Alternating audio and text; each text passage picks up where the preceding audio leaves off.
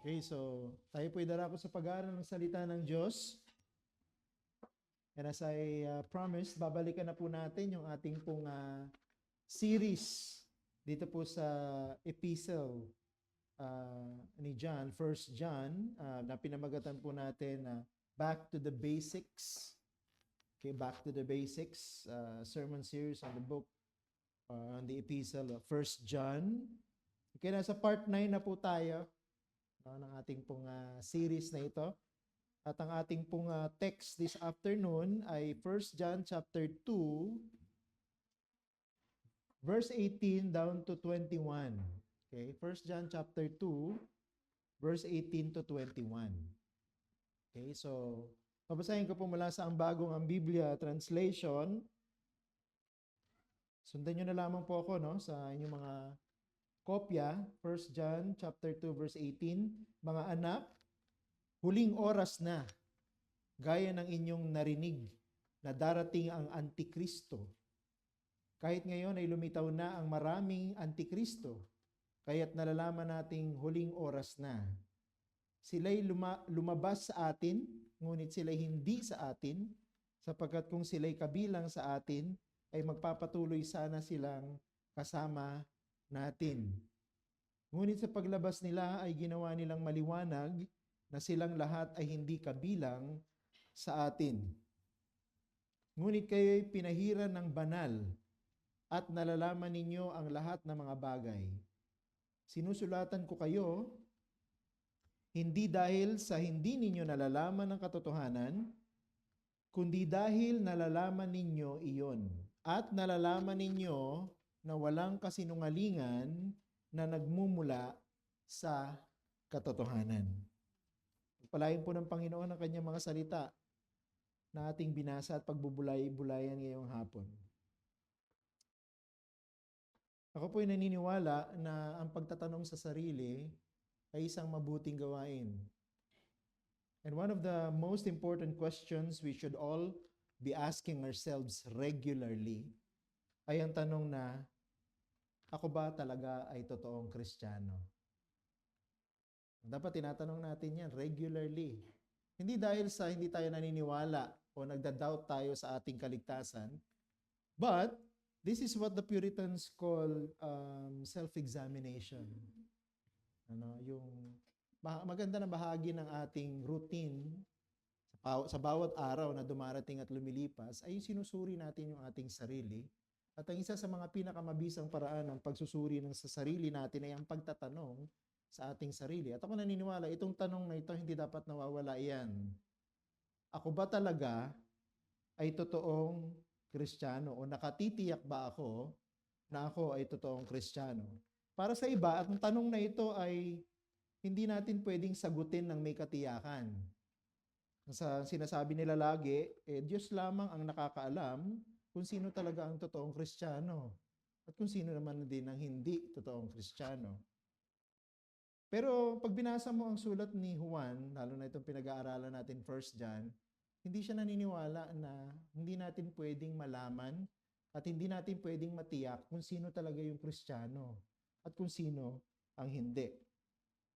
At sa ating pag-aaral at sa kanyang pagtuturo sa atin, marami na nga siyang binigay sa atin ng mga mabibisang pamamaraan para ma-identify natin kung sino yung totoong Christian. Una, nagbigay siya ng pamamaraan na tinatawag na moral test. Sa 1 John chapter 2 verses 3 to 6 ay tinalakay niya sa atin na pwedeng malaman ng mga mananampalataya na miyembro ng iglesia kung sino ang totoo na kabilang sa Diyos kung sila ay sumusunod sa kanyang mga utos. Okay, so ang tawag ni John dito ay moral test, no? The test of obedience to the Word of God. So pwede mo daw malaman kung totoong Kristiyano o hindi, yung nagkiklaim na Christian siya, kung obedient siya sa Word of God. The second test he provided to us in this epistle is the so-called love test. Sa 1 John chapter 2, verses 7 to 11, na-discuss natin yan, na sila ng mga totoong mananampalataya ng Panginoon, hindi lang nila iniibig ang Diyos, kundi iniibig din nila ang kanilang mga kapwa Kristiyano. Ang hindi umiibig sa kanyang kapwa Kristiyano ay hindi sa Diyos. Yun ang sinasabi sa atin ni John. Ano? Kung ikaw ay nagke-claim na Christian ka, pero you hate your brothers, or you hate the other members of the church, or you do not want to have anything to do with them, or yung iba nga ayaw maging member ng church, hindi ka pwedeng maging Kristiyano. No?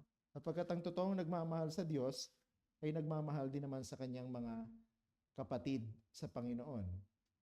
Pero hindi po tumigil dito sa mga test na ito si John. Nagbigay pa siya ng pangatlo para malaman natin kung sino talaga ang totoong Kristiyano. At gusto ko i-summarize, no? Ito pong pangatlo na pag-aaralan natin ngayon sa ganitong paraan. No? We can be certain of those who belong to God when they know true doctrines and remain in them. Ulitin ko po, ano? We can be certain of those who belong to God when they know true doctrines and remain in them. Malalaman pala natin kung sino yung totoong mananampalataya kung alam nila kung anong tamang mga turo mula sa salita ng Diyos at sila'y nananatili sa mga tamang turo na ito. Ito'y tinatawag ni John na doctrinal test. No? Ito po yung pangatlo at huling test na pwede natin gamitin para i-identify kung sino yung mga Christian sa loob ng iglesia o hindi. Okay, so hatiin natin sa dalawa itong pag-aaral natin. Una, we know those who do not belong to God. We know those who do not belong to God. So kilala natin kung sino sila na hindi talaga pagmamay-ari ng Diyos. So pwede natin sabihin, alam natin kung sino talaga ang hindi Kristiyano. Okay? Pangalawa, we know those who do belong to God. Kilala natin kung sino talaga ang pagmamay-ari ng Diyos, or we can say, kilala natin kung sino talaga ang mga totoong Kristiyano. Okay? So tingnan natin itong dalawang bagay na ito, no? Nahango natin mula sa mga talata na ito. First, we know those who do not belong to God. So pwede pala nating malaman, ma-determine, ma-identify, ma-distinguish from those people identifying to be Christians, kung sino talaga ang Christian at sino talaga ang nagkukunwari lamang na Kristiyano. Nung nakaraan nating pag-aaral, bago tayo nagpahinga sa ating series na ito, dinefine natin kung ano ibig sabihin ng worldliness o yung pagiging makasanlibutan o makamundo. Sinabi natin sa ating pag-aaral na ang worldliness ay ang sistema kasama na ang mga tao sa mundo na ito na tumatanggi na mabuhay ng nagpapasakop sa Diyos.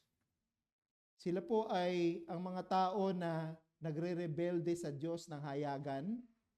Sila po yung mga tao na ayaw sumunod sa mga utos ng Diyos. Kasama na doon yung utos na ibigin ang kanilang kapwa, lalo na ang kanilang mga kapwa mananampalataya. Pero si John, sa kanyang pagtuturo sa section na ito, binibigyan tayo ng babala na hindi lamang po morally depraved ang mga tao na makasanlibutan, but they are also doctrinally wayward. Ibig lamang sabihin na tinuturo sa atin dito ni Juan ang isang mabisang pamamaraan para matiyak natin kung ang isang taong nagpapanggap ng Kristiyano ay totoong Kristiyano o nagkukunwa-kunwarian lamang, sapagkat meron tayong tinatawag na doctrinal test. We know those who do not belong to us because they are doctrinally wayward.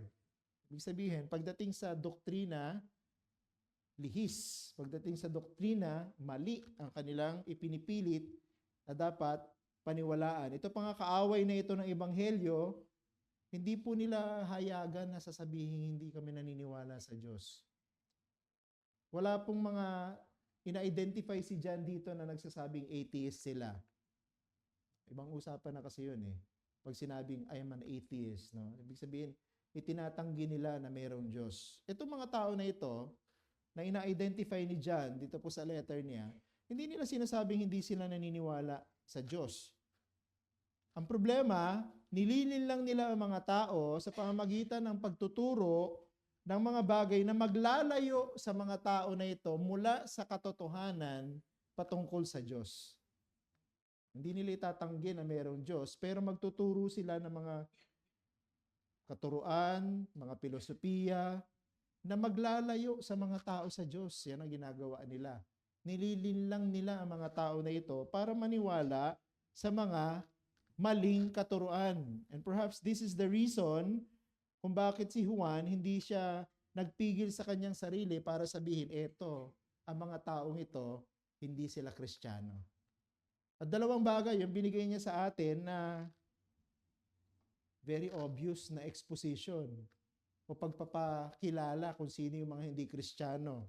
Una, sabi niya dito sa passage na ito, madaling malaman kung sino yung mga hindi totoong Kristiyano because they are antichrists. They are antichrists. Doon po sa verse 18, binigyan tayo ng babala ni Juan patungkol sa dalawang uri ng Antikristo. Dalawang uri ng Antikristo. Sabi niya sa verse 18, mga anak, huling oras na, gaya ng inyong narinig, na darating ang Antikristo, kahit ngayon ay lumitaw na ang maraming Antikristo. Now, we need to make something clear bago tayo magpatuloy sa ating pag-aaral ng mga talatang ito. Una, sinasabi ni Juan dito na mayroong isang Antikristo na darating sa future. Sabi niya dyan, darating ang Antikristo. So, ibig sabihin, nung sinulat ni Juan itong epistle na ito, hindi pa siya dumarating. Darating pa lamang siya. Future siya. Ang tanong ay, sino itong tinutukoy ni Juan na Antikristo na ito na darating pa lamang? Now, ang mga scholars po naniniwala na hindi pa talaga siya dumarating kahit sa panahon natin ngayon. Siguro talagang doon pa lang siya darating sa mga huling-huling araw na malapit nang bumalik ang ating Panginoong Jesucristo. And actually, si Apostle Paul, meron siyang discussion doon sa 2 Thessalonians chapter 2, verses 1 to 12.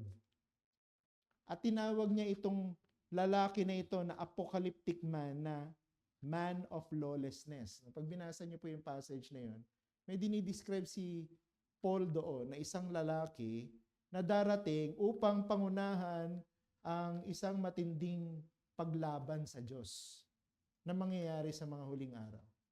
So even the Apostle Paul is recognizing the fact that there will be a man that will come in the future. At ang tawag sa kanya ay man of lawlessness. Many scholars believe that this is the Antichrist. Merong iisang Antikristo. Sabi ng iba, yung Papa daw yung Antikristo. Hindi ako naniniwala yung Papa yung Antikristo. Napakarami na dumating na Papa. Pero, yung confession natin, kung makikita nyo, pag binasa nyo, naniniwala yung mga framers ng ating 1689 confession that the Pope was the Antichrist. Yung tinutukoy na man of lawlessness. Pero I don't agree with that.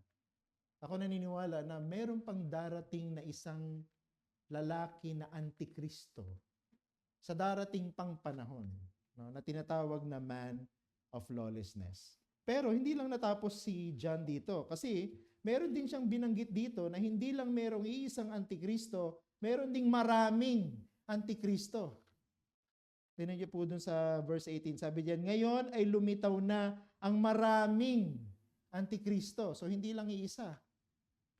Meron darating na iisang Antikristo, hindi pa siya dumarating, pero kahit hindi pa dumarating yung nag-iisang Antikristo, marami nang lumitaw na mga Antikristo. Sino yung mga Antikristo na yan? Maraming Antikristo na yan. Palagay ko po may kinalaman yan sa sinabi ng Panginoong Jesucristo doon sa Mark chapter 13 verse 22. Ganito po nakasulat doon. Sabi ng Panginoon, nagbigay kasi ang Panginoon ng prophecy, nagbigay siya ng warning o babala sa mga mananampalataya. Sabi niya, maglilitawan ang mga bulaang Kristo at ang mga bulaang propeta at magpapakita ng mga tanda at mga kababalaghan upang mailigaw nila kung maaari maging ang mga hinirang. Ibig sabihin, sa mga huling araw na ito, na malapit nang dumating ang ating Panginoong Hesukristo, maraming magpapanggap na mga Kristo. At gagawa sila ng mga himala, ng mga kamanghamanghang bagay para linlangin ang maraming mga tao, sabi pa nga dyan, kung maari, pati yung mga hinirang. So, ibig sabihin, itong man of lawlessness na ito o nire-represent na mga antichrists na ito, gagawa ng paraan para kahit yung mga nagsasabing Christian na sila, mailigaw pa rin. Nakakatakot yung panahon na yan. Hindi natin alam kung kailan yung eksaktong panahon na darating ang isang antikristo. Pero ngayon pa lang, sa panahon natin, marami ng antikristo. Kaya po yung sinasabing isang antikristo at yung maraming antikristo, hindi po random yan. Hindi po disconnected itong dalawang grupo na ito. Ako naniniwala that bagamat hindi pa dumarating ang nag-iisang antikristo, yung impluensya niya nandito na sa panahon natin ngayon. Na nire-represent ng mga antikristo sa pamamagitan ng kanilang maling katuruan at ng kanilang mga pagre-rebelde laban sa Diyos. Pero hindi ako naniniwala na sinabi o binanggit ni Juan yung salitang isang antikristo at mga antikristo para mag-focus tayo sa identity, kung sino ba sila. Kasi ang nangyayari ngayon, masyado nagiging hyped, no? Yung pag-identify, sino ba yung antichrist?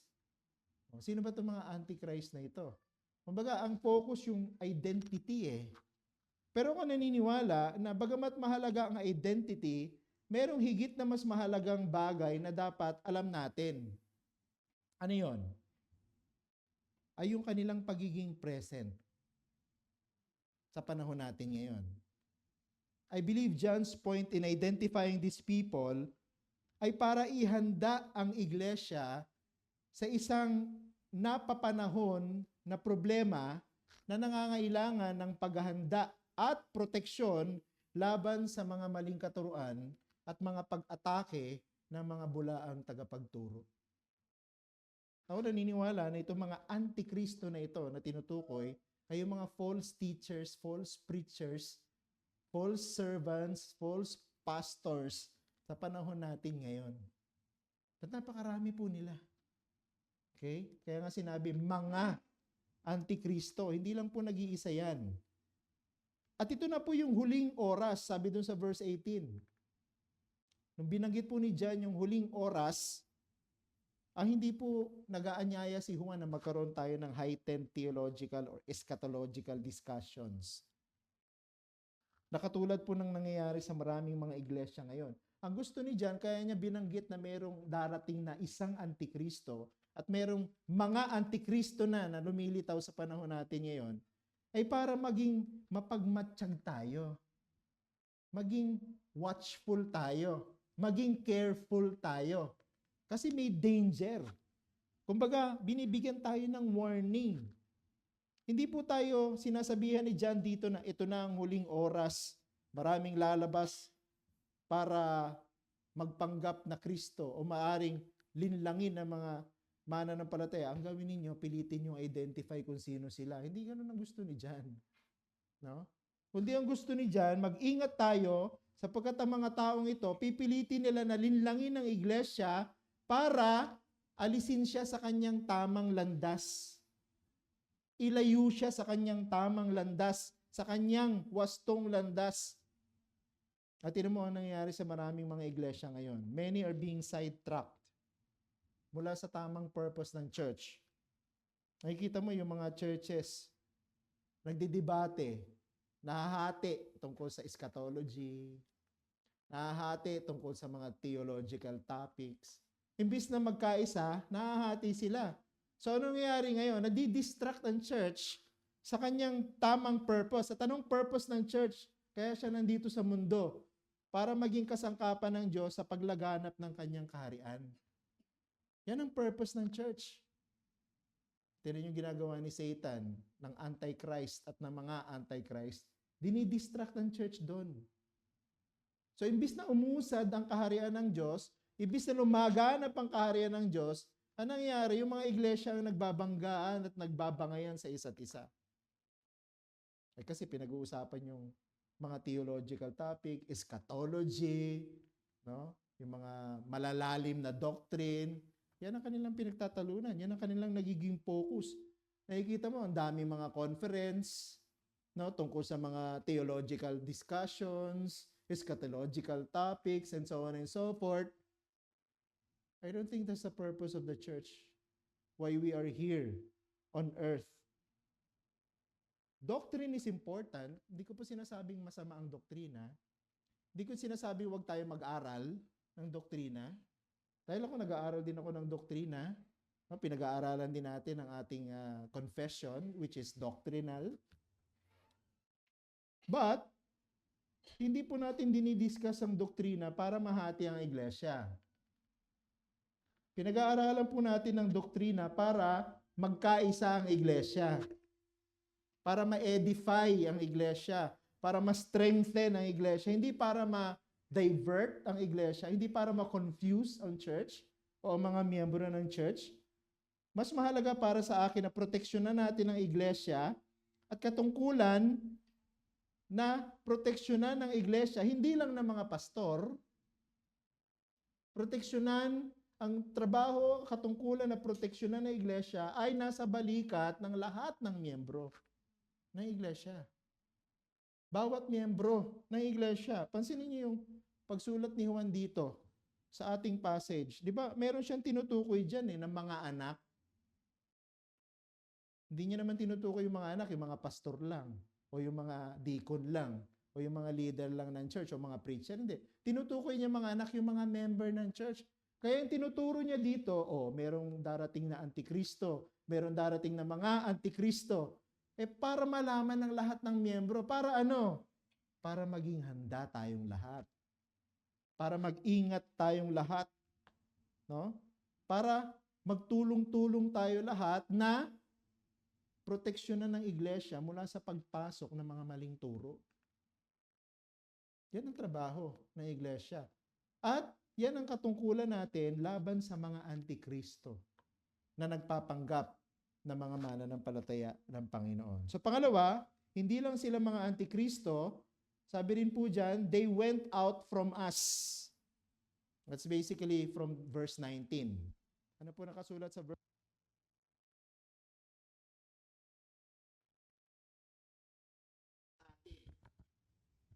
Sila'y lumabas sa atin, ngunit sila'y hindi sa atin. Sapagkat kung sila'y kabilang sa atin, pinagpatuloy ni John, ay magpapatuloy sana silang kasama natin. Ngunit sa paglabas nila ay ginawa nilang maliwanag na silang lahat ay hindi kabilang sa atin. Gusto ko lang i-clarify, no?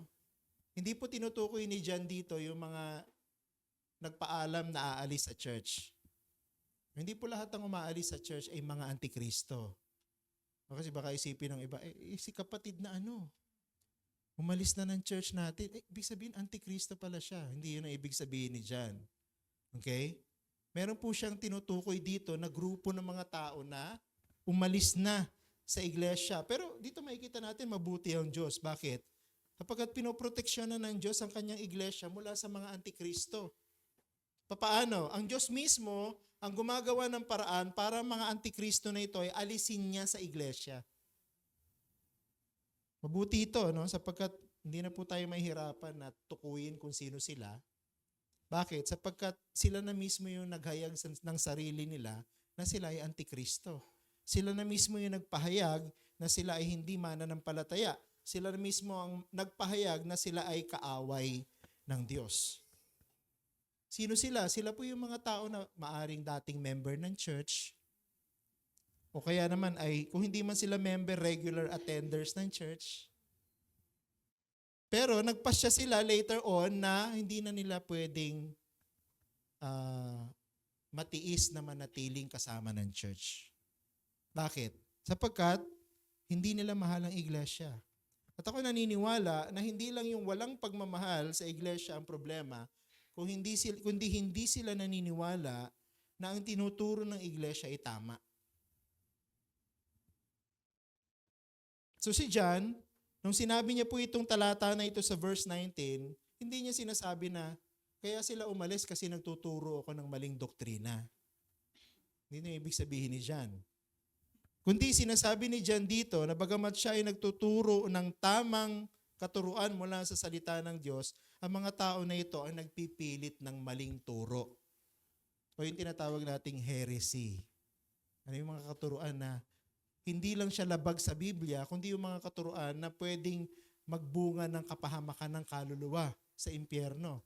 Yan po yung tinatawag na heretical teaching. And here, we learn that one proper reason for separating members from the church is the insistence on heresy.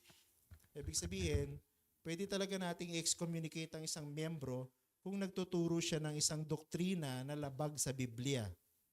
Halimbawa, meron kang miyembro na hindi naniniwala sa doctrine ng Trinity. So yun po ay isang ground for discipline.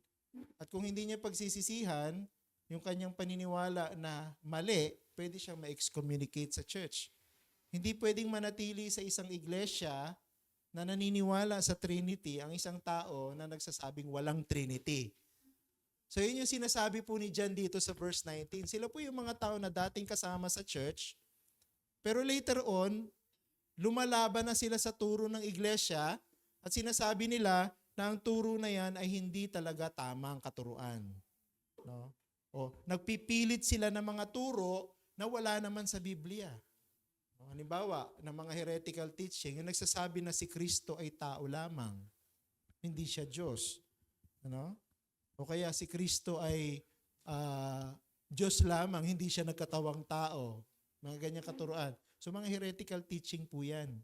No? At sila, dapat ihiwalay natin sa kanilang pagiging miyembro ng iglesia. Pero, bakit po pinili ng mga taong ito na sinabi ni John ng mga antikristo na humiwalay sa iglesia?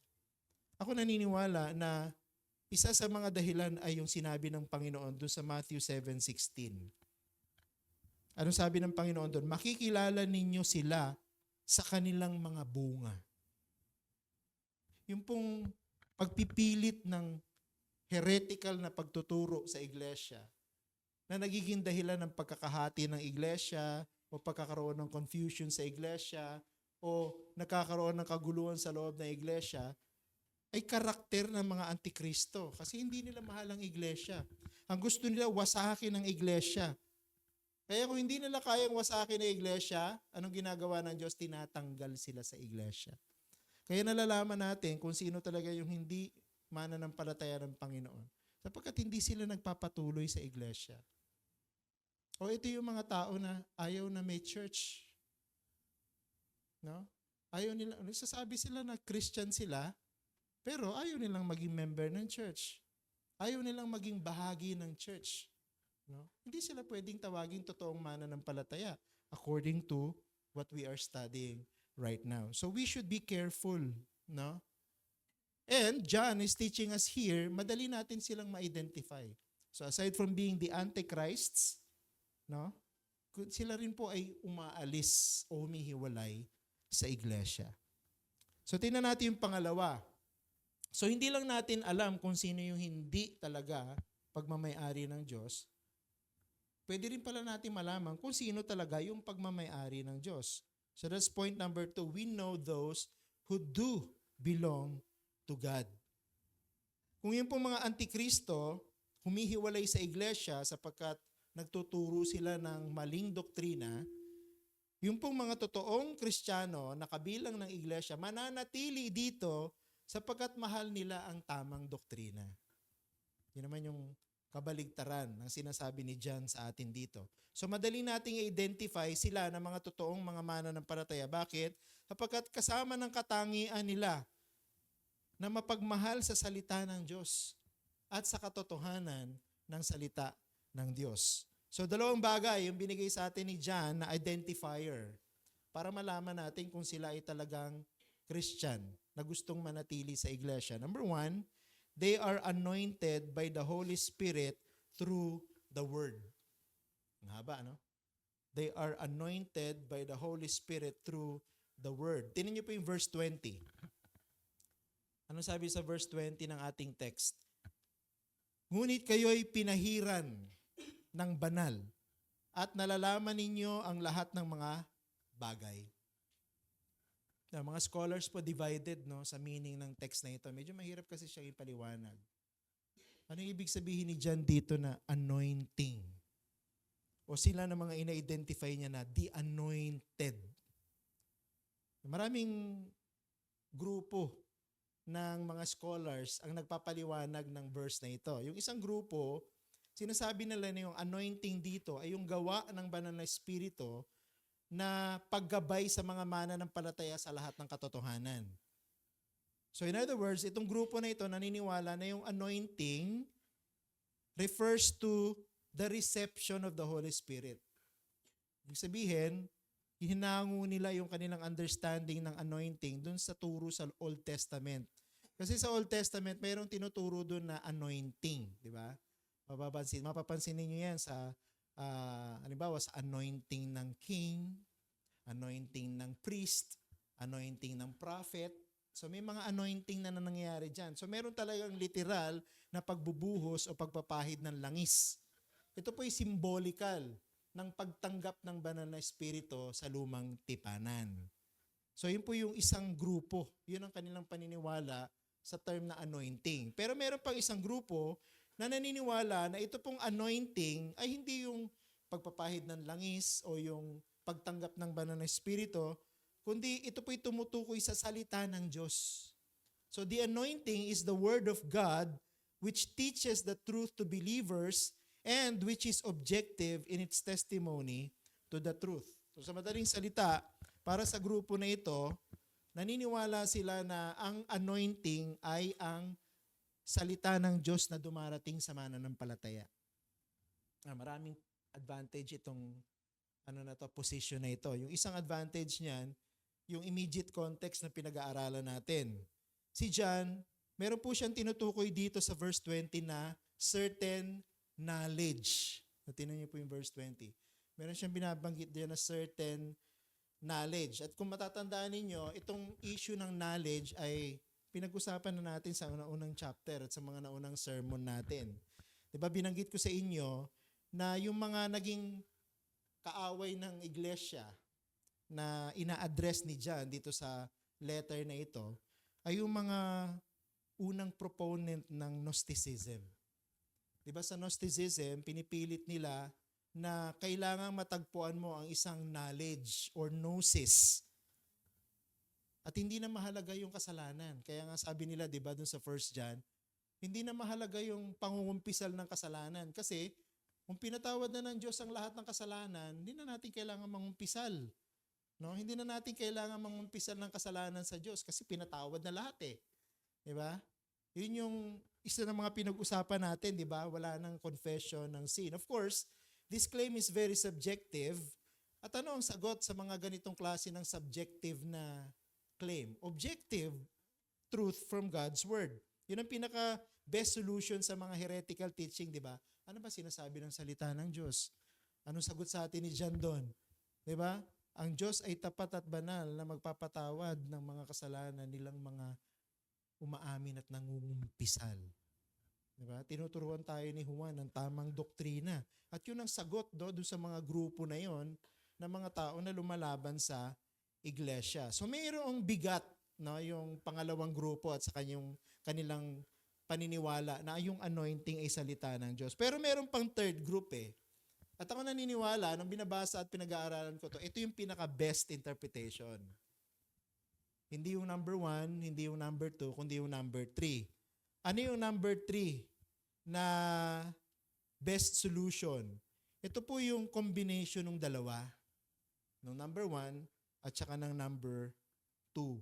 Sabi nga ng isang author, the anointing is the word taught to converts before their baptism and apprehended by them through the work of the Spirit in their hearts.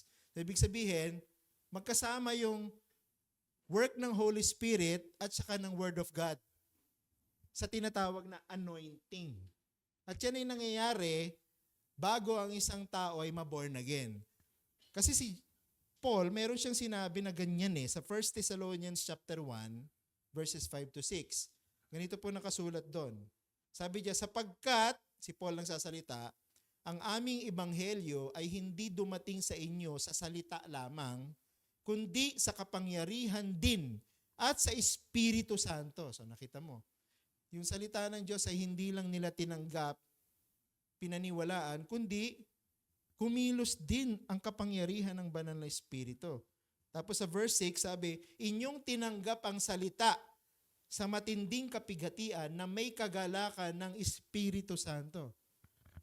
So combination ng first and second explanation. Maganda yung sinabi ng isang commentator na nag-summarize nito. Sabi niya, ang pagpapahid o anointing ay tunay ngang ang salita ng Diyos. Hindi iyong ipinapangaral lamang sa labas, sa loob ng komunidad, kundi iyong tinatanggap din naman sa pamamagitan ng pananampalataya sa mga puso ng tao at nananatiling mabisa sa pamamagitan ng gawa ng Espiritu. Ako naniniwala yan ang tamang posisyon. Yung tinutukoy na anointing dito, hindi lang yung work ng Holy Spirit, kundi yung pagtanggap ng salita ng Diyos. Magkasama yun yung Word of God at saka yung Holy Spirit. No? Ginagamit ng banal na Espiritu ang salita ng Diyos, no? Para ma-convert ang isang tao na maging born again at para yung mga totoong mananampalataya ng Diyos manatili sa iglesia at magpatuloy sa katotohanan ng Diyos. Here we learn ang pinakamabuting depensa laban sa Antikristo at sa mga Antikristo sa panahon natin ngayon ay ang pagtanggap natin sa salita ng Diyos na kinukumpirma sa ating puso at buhay ng banal na Espiritu. So sila lamang na mga totoong mananampalataya ang makakatayo laban sa mga kaaway ng Ebanghelyo sapagkat sila lamang ang mga tumatanggap ng katotohanan ng salita ng Diyos na nagiging mabisa sa buhay nila sa pamamagitan ng banal na Espiritu. Para sa akin, that's the best interpretation of anointing. So hindi tayo naniniwala dun sa mga ritual ng pagpapahid ng langis. Bagamat yung ibang iglesia ginagawa nila yan, ako, I don't personally believe that we need to do that, no? Because for us, ang anointing na tinanggap natin ay yung salita ng Diyos na ginawang mabisa ng banal na Espiritu sa buhay natin. That's the anointing na tinanggap natin. At yan yung isa sa mga nagpapatunay kung sino yung totoong Christian. Mahal niya yung Word of God. At yung Word of God ay may bisa at epekto sa buhay niya. No? Hindi man siya kasing galing ng ibang mga Christian, hindi man siya kasing mature ng ibang mga Christian, pero nakikita mo yung progress sa buhay niya. No? Habang tumatagal siya sa Panginoon, nagmamature siya, nadidevelop yung kanyang faith, nagiging mas faithful siya sa salita ng Panginoon. Kasi yung Holy Spirit ay gumagawa sa kanyang buhay. Secondly, they know the truth. Ito, napakahalaga nito. They know the truth. Isa pala ito sa mga palatandaan para matiyak natin kung sino yung totoong Kristiyano. Alam niya ang katotohanan. Ang mga antikristo na tinutukoy ni John dito ay sila na mga nagtuturo ng mga mali o heretical teaching. Ipinipilit nila na mayroong certain knowledge na kailangan munang matanggap ang isang tao bago siya maligtas. At sinasabi pa nga nila na itong knowledge na ito, yung special kind of anointing na maaaring matanggap at hindi ito natatanggap ng mga Kristiyano. Yun ang sinasabi nila. No? So hindi pwedeng tanggapin ng mga Kristiyano yung special anointing na to. No? Sapagkat ito isang special knowledge. Yun yung kinakalaban ni John dito sa kanyang letter. But this knowledge is something that they have invented. Itong mga tao na ito, yung mga antichrist na ito, yung mga tao na ito na umalis sa iglesia dahil nagpipilit sila ng isang heretical teaching, umiimbento lang sila ng mga katuruan. Very subjective yun Kahit naman sino pwedeng mag-angkin na, narinig ko ang boses ng Diyos. O kaya, nakita ko sa panaginip ang anghel ng Diyos at nagbigay ng mensahe at babala sa akin, pakinggan nyo ang sinasabi. Kahit naman sino pwedeng gumawa nun, di ba? Kahit naman sino pwedeng mag-claim ng mga subjective experiences na ganun eh. Eh sino ba ang question sa'yo? Eh subjective nga yun. Di ba? Wala naman makakapag-verify nun eh. Na-record mo ba yung narinig mong boses? Na-record mo ba yung nagsalita sa'yo? Wala ka naman pwede ipakitang proof eh. No? Kaya kung sino-sino na lang yung nagkiklaim eh, na mga ganyang special kind of anointing, special kind of revelation, no? Mayroong binulong sa akin ng Diyos and so on and so forth. Nakakatakot yung ganun. No? Baka mamaya, ganun na pala yun. No? At nakikinig pa rin ng maraming mga tao sa kanila. So that's very dangerous. And that is what John is actually warning us about dito. Tingnan niyo verse 21. Sinusulatan ko kayo, hindi dahil sa hindi ninyo nalalaman ang katotohanan, kundi dahil nalalaman ninyo iyon at nalalaman ninyo na walang kasinungalingan na nagmumula sa katotohanan. So si John, napaka-straightforward. Sabi niya, sinasabi ng mga tao na ito, kailangan nyo ng special knowledge. Sinasabi ng mga tao na ito, kailangan nyo ng isang supernatural experience. Kailangan nyo ng isang nirvana experience and so on and so forth. Kailangan nyo makamit yung highest point of knowledge na yan or revelation na yan or whatever. Bago talaga kayo maging Christian. Sabi ni John, hindi nyo na kailangan ng mga special knowledge. Bakit? Kasi alam nyo na eh. Alam nyo na yung katotohanan. No? Ipinaalam na sa inyo ang katotohanan at walang kasinungalingan na nagmumula sa katotohanan. So, Christians do not need to seek another kind of knowledge. Bakit? Because we already know the truth. Alam na ng totoong Kristiyano ang truth. Sensitive ang isang totoong Kristiyano sa truth. Responsive ang isang totoong Kristiyano sa truth. Pagka napakinggan niya ang truth sa Word of God, narinig niya sa preaching, sensitive siya, magre-respond siya doon. Sa akin, mas okay pa nga yung, Pastor, parang pinatatamaan mo yata ako doon sa preaching mo ha. Kaysa doon sa walang pakialam eh, sa naririnig niya. Bakit ka mo? Kasi para sa akin yung mga nagsasabing, tinapatamaan yata ako ni Pastor, sensitive siya doon sa naririnig niya. Hindi pa siya manhid. Kaysa doon sa mga walang pakialam, basta pag natapos yung service, uwi na, balik na lang sa susunod na Sunday, walang pakialam kung ano man yung sinabi ng salita ng Diyos o narinig niya mula sa pangangaral.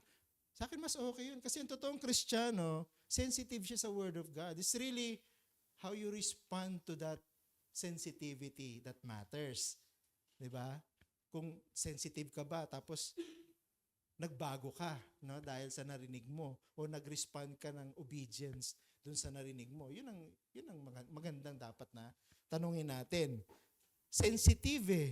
We already stand in the truth confirmed to us. Bakit? Because the Holy Spirit is indwelling. Nasa atin ang Holy Spirit, di ba? Ang Holy Spirit ang guide natin into all truth. So our knowledge of the truth is never subjective. Nakatulad ng kiniklaim ng mga antichrists o mga kalaban ng iglesia. Rather, it is always the objective truth revealed to us in Scripture. Yung nakasulat sa Bible, ang pinaniniwalaan natin, yung nakarecord sa Bible, ang tinatanggap nating katotohanan. Yung sinasabi ni John na, alam nyo na ang katotohanan. Inihayag na sa inyo ang katotohanan.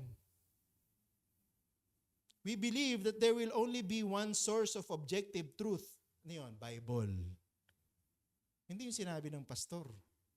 Kasi yung problema ngayon sa social media, ako may discomfort ako na nararamdaman pagka nakikita ko yung mga reels. Mga pastor, nagsasalita, kino-quote ng mga churches nila. Para sa akin, dapat hindi yung mga pastor eh. Kundi yung sinabi ng Word of God ang i-quote mo. Huwag yung sinabi ng pastor mo ang i-quote mo. Ay, may discomfort ako sa ganun. Hindi ako komportable sa mga reels ng mga churches na pinapakita yung mga galing na pagsasalita ng mga pastor. No? Hindi eh. Hindi mahalaga yung sinasabi ng pastor. Ang mahalaga yung sinasabi ng salita ng Diyos. Why? Because the Word of God is our source of objective truth. Pero hindi naman ibig sabihin nito na dinidisregard na natin yung subjective reality. Ano ba yung subjective reality natin when we respond to the Word of God? Yung pagiging emotional natin. Yan ang isa sa mga problema ng maraming Reformed churches. Being objectively focused does not make us emotionally detached. Ulitin ko yan.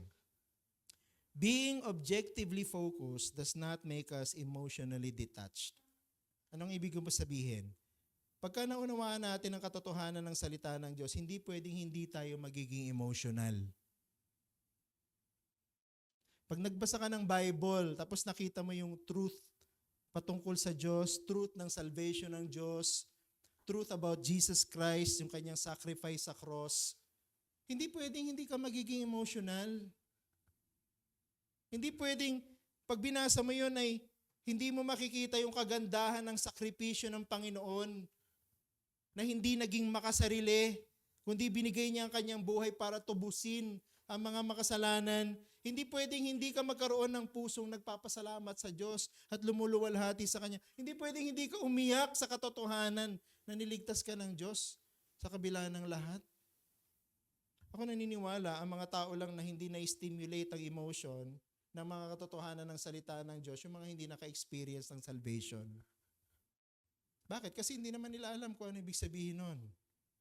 Emotionally detached sila sa katotohanan ng gospel. Pero kung Christian ka, talaga na-experience mo yung salvation, hindi pwedeng, pagka naintindihan mo yung preaching patungkol sa ginawa ng Panginoon, sa kagandahan ng Panginoon, sa kaluwalhatian ni Kristo, sa pagliligtas ni Kristo, hindi maantig ang damdamin mo. Imposible.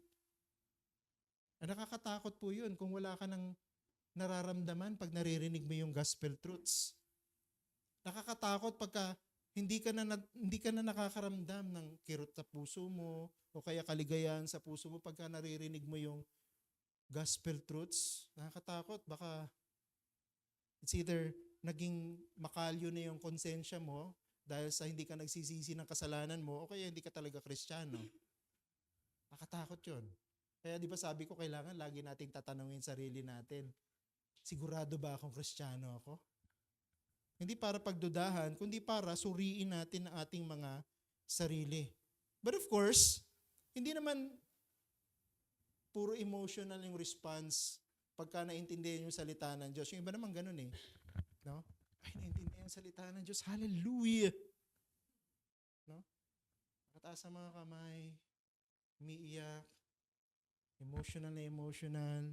Pagkatapos ng service, babalik ulit sa dati niyang buhay. No? Nangangaliwa siya, o kaya nakikipagrelasyon siya sa hindi niya man dapat niyang karelasyon, o kaya nandadayo siya sa trabaho niya, o kaya nagnanakaw siya sa opisina, and so on and so forth. Babalik siya sa dati niyang trabaho. Pero pag Sunday, hallelujah, praise the Lord. Nanginginig pa. Ang tamang response, magkahalong subjective and objective. Kasi yung subjective and objective, ang resulta ng objective. Ano ibig sabihin? Pag nakita mo yung katotohanan ng salita ng Diyos, hindi pwede maantig yung damdamin mo. Pero pag naantig ang damdamin mo dahil sa katotohanan, magkakaroon ka ng objective realization. Ano yung objective realization natin? Obedience to the Word of God. Obedience. Pagka nakita mo, itong salita ng Diyos, itong ginawa ng Diyos para iligtas ako, iiyak ka sa katotohanan, magpapasalamat ka sa Panginoon. Pero dapat, ang resulta nun, susunod ka sa gusto ng Panginoon. So objective results to something subjective which ends up with an objective realization, which is obedience. Hindi po yung nararamdaman, sinasabi natin ang nagbabalidate ng ating connection kay Kristo. Ang nagbabalidate ng ating connection sa Panginoon ay yung ginagawa natin na pagsunod sa kalooban ng Kanyang Ama. Di ba sinabi ng Panginoon sa Matthew 7:21? Hindi lahat na nagsasabi sa Panginoon, Panginoon, Panginoon, ay papasok sa kaharian ng langit. Kundi sila lamang, sabi ng Panginoon, sumusunod sa kalooban ng aking Ama. So ano nagbabalidate ng connection ng isang tao kay Kristo? Ano ang nagpapatunay na ang isang tao ay Christian o hindi? Pagsunod sa kalooban ng Diyos. Kung tayo ay consistent sa ating pagsuway, hindi ka Christian. Kung ikaw ay consistent sa pagsunod, sabi ni John, ikaw ay Christian. Diba ang ganda? Madali lang eh. Madali lang malaman. No? Kaya it's really a matter of our self-examination or self-evaluation. Am I sure that I am a Christian? Anong sagot mo? Gamitin natin yung pinag-aralan natin ngayon para ma-determine mo kung ano ang iyong sagot. Manalangin po tayo. Panginoon, salamat sa pinag-aralan namin ngayong hapon. For reminding us once again that the answer to the most complicated matters in life are the simplest. The plainest. Yung pinakamadali, maintindihan. At dito, ni-reveal nyo sa amin, madaling malaman ko sino ang hindi Kristiyano at madaling malaman ko sino ang totoong Kristiyano. Kaya sana sa aming maliit na church na ito, walang makasalisi ng mga hindi totoong Kristiyano, kundi alisin mo yung mga hindi totoong mga mananampalataya para ma-preserve mo ang purity, ang holiness ng church na ito. Bagamat kami maliit, hindi kami naghahangad na kami dumami ng gusto, pero puno naman ng mga nagkukunwaring Kristiyano, kundi kami po'y panatiliin yung kakaunti, pero binubuo naman ng mga tapat na mga mananampalataya na binavalidate ang kanilang relasyon sa Panginoon sa pamamagitan ng pagiging masunurin sa kalooban ng aming Ama. Gamitin niyo po ang lahat ng katotohanan na ito, Panginoon, para masuri namin ang aming mga sarili at masagot namin ang tanong, am I sure that I am a Christian? Ito po ang aming dalangin sa pangalan ni Jesus. Amen. So tayo pong lahat ay tumayo.